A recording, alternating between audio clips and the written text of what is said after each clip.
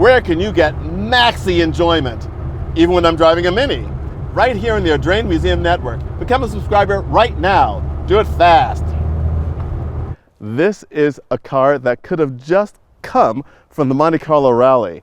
I mean, somehow a Mini looks just right, spattered with mud, because it just expresses the fun that you can have in this car, no matter what you're doing with it, whether it's on a track, on a rally, on any road, wherever you go. The Mini is just something that you don't want to see a Mini all shiny and dolled up. A Mini is a working vehicle, working for fun. And it's just amazing to see how the proportions of this car work as well for a commercial as they do for the passenger model. And this sort of looks right for a pickup.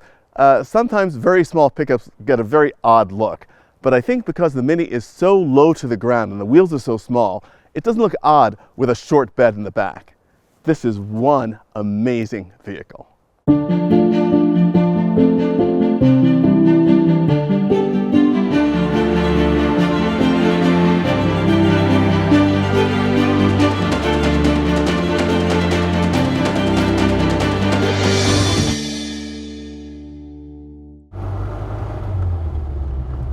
Engineer Alec Isagonis's design for the Austin 7 Mini was brilliant in its time in the late 1950s and remains so today. A marvel of packaging, a transversely mounted 4-cylinder engine driving the front wheels, and a huge open cockpit that could accommodate 4 adults reasonably well. And it became an instant classic both on the roads of the UK as well as the road courses and endurance races and rallies of the 1960s and 70s. And what made the Mini so incredibly wonderful is its tunability, from grocery getting in a small English village to the full hairy-chested Cooper rally and race versions. And the vehicle I'm driving today is yet another example of the versatility of the Mini. This is a Mini pickup. They made a good number of commercials on the Mini chassis. Vans, a wagon, and this particular vehicle I'm driving today is really incredibly silly. It is a high-performance version of the pickup.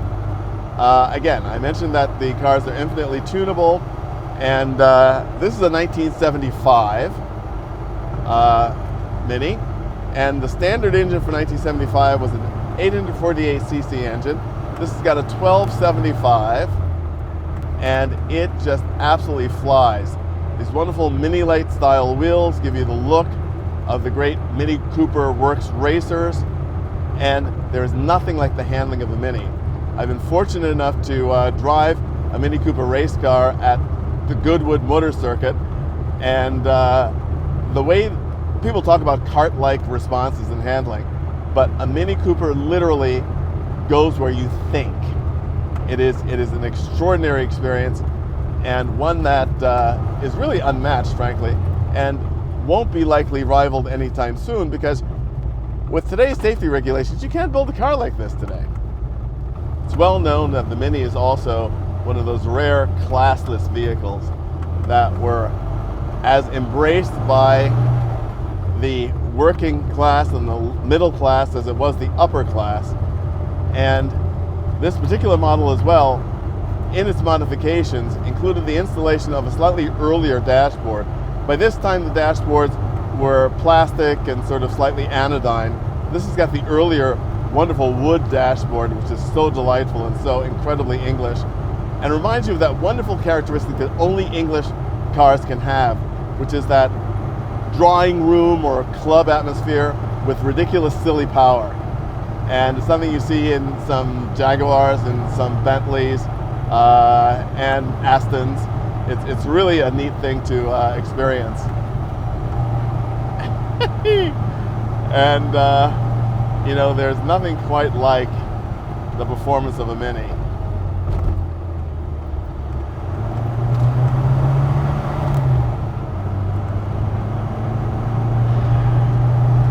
And the good thing is that they made so many of these cars that modifying them is not a crime. In fact, it's encouraged in some circles. You wouldn't take a works Mini and do strange things to it, but John Cooper had already done that.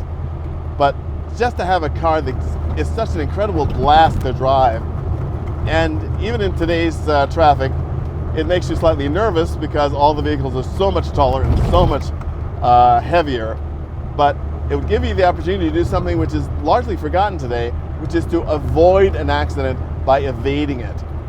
And it's a really neat thing. Even in one of these later cars, the later cars are these much fatter seats, so a lot of Isagonis's cleverness was frankly lost in translation by the time you get here. A car like this absolutely brings out the boy racer in anyone, regardless of gender or age, and so has it in me.